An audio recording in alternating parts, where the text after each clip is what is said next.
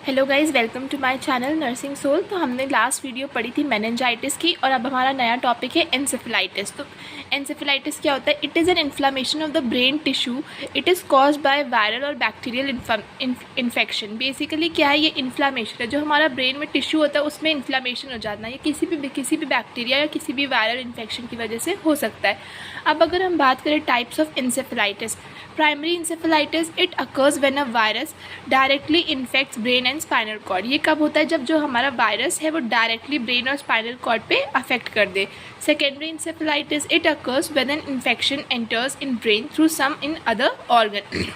ये बेसिकली कब अकर करता है? जब वो जो इन्फेक्शन है वो हमारे ब्रेन में तो जाएगा लेकिन किसी और ऑर्गन की वजह से जा रहा है, तो हम लोग उसे बोलेंगे सेकेंडरी इंसेफेलाइटिस। अब अगर हम लोग बात करें इसकी इटियोलॉजी और रिस्क फैक्टर्स की, तो वायरस में कौन कौन सा आ जाएंगे? Mumps, HIV, cytomegalo virus. Other adult, older adult में बहुत ज़्यादा देखने को मिलता है। Childhood, under age of 1 year, people with weak immune system, इनमें देखने को ज़्यादा मिलता है।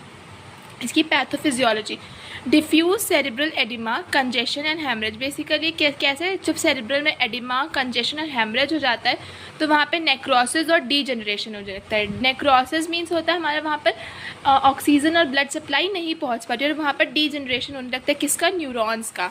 तो उसमें क्या होगा? मेनिंजियल कंजेशन होने लगेगा, पेरीवास्कुलर टिश्यू नेक्रोसिस होने लगेगा और माइलिन शीट जो हमारी होती है उसका ब्रेक डाउन होने लगेगा, जिसकी वजह से जाइल प्लोरीफरेशन होगा, डीमाइलिनेशन, वस्कुलर एंड पेरीवास्कुलर डिस्ट्रक्शन होगा, सेरिब्रल कॉर्टिकल इन्वॉल्वमेंट। ठीक, अब अगर हम बात करें इसकी क्लिनिकल मैनिफेस्टेशंस तो हमें इसमें क्या क्या देखने को मिलता है? Fever, vomiting, coma, unconsciousness, sensitivity, headache, confusion, seizures, discomfort और स्टिफ नेक, ये सब हमें इसमें देखने को मिलता है। अगर हम बात करें इसकी डायग्नोस्टिक इवैल्यूएशन तो क्या क्या होंगे, हम कैसे पहचानेंगे? History collection, physical examination, lumbar puncture test, CBC for sugar, urea and electrolyte. CBC करवाएंगे, यूरिन एग्जामिनेशन करवाएंगे, CT स्कैन करवाएंगे और MRI करवाएंगे। अब अगर हम लोग बात करें इसके कॉम्प्लिकेशन तो क्या क्या हो सकते हैं, इसमें क्या क्या दिक्कतें आ सकती हैं?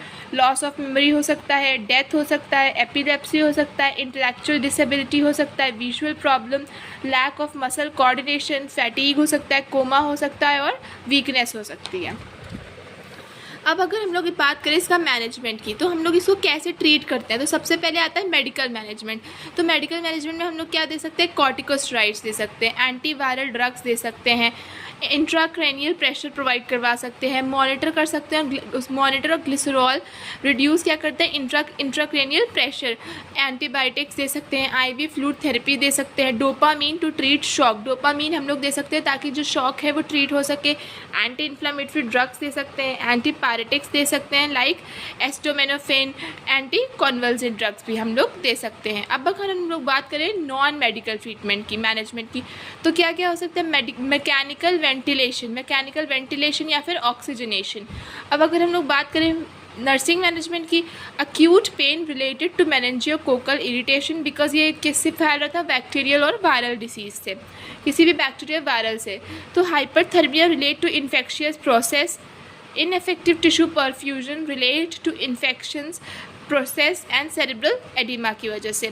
ठीक, अगर आपको इस टॉपिक में कोई भी प्रॉब्लम हो तो आप कमेंट में मुझसे पूछ सकते हैं और मैं इसके नोट्स प्रोवाइड करवा दूंगी। तो गाइज़ आप लोग प्लीज़ मुझे बताइए कि आप लोगों को ये टॉपिक्स क्लियर हो रहे हैं कि नहीं, and please do like, comment and share. Thank you.